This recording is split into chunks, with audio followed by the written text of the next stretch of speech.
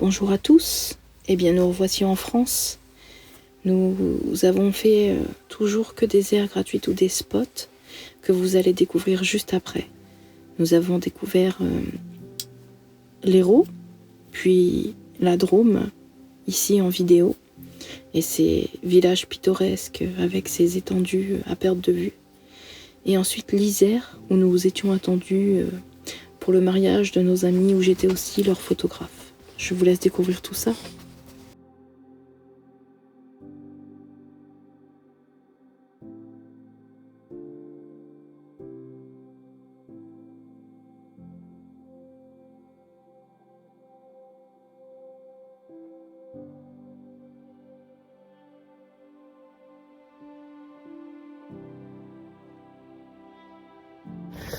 Bonjour à tous.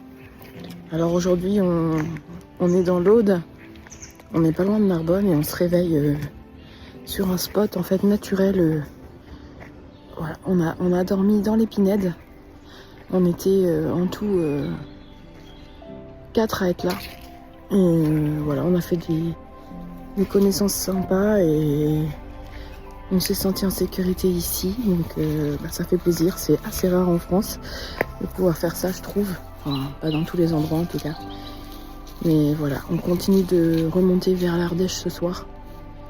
En tout cas, ouais, on est content d'avoir passé la nuit dans un sous-bois comme ça. C'était cool.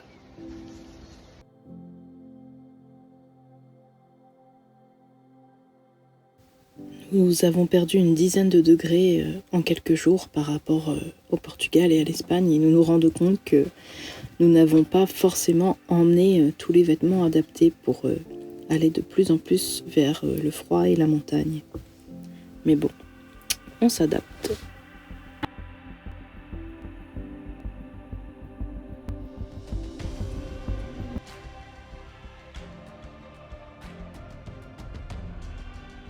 À la suite de ça, nous avons fait une étape à Saint-Paul et Trois-Châteaux. Je peux pas dire que j'ai été emballée par le lieu, mais ça a eu le mérite d'être calme et de nous sécuriser pour la nuit, en attendant d'arriver dans les montagnes.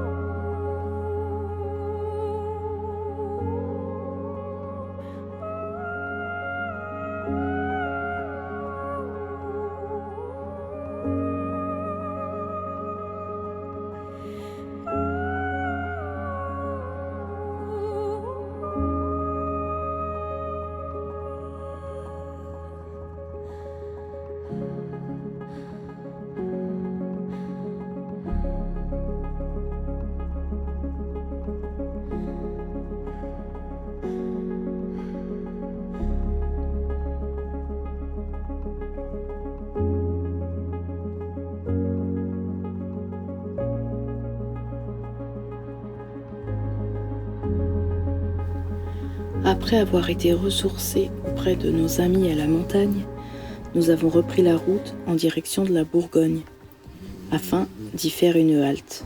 Pour ceux qui ne connaîtraient pas ma famille reine, sachez que cette communauté que vous apercevez en image ici est un lieu central à ses yeux, un lieu où le besoin de se ressourcer y est grand. C'est une communauté connue mondialement.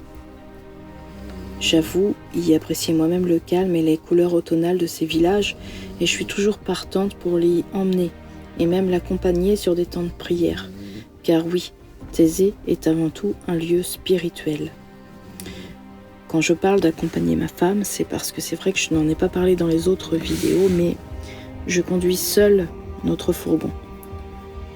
Non pas qu'Irène n'ait pas le permis, mais c'est un gabarit qui lui fait peur.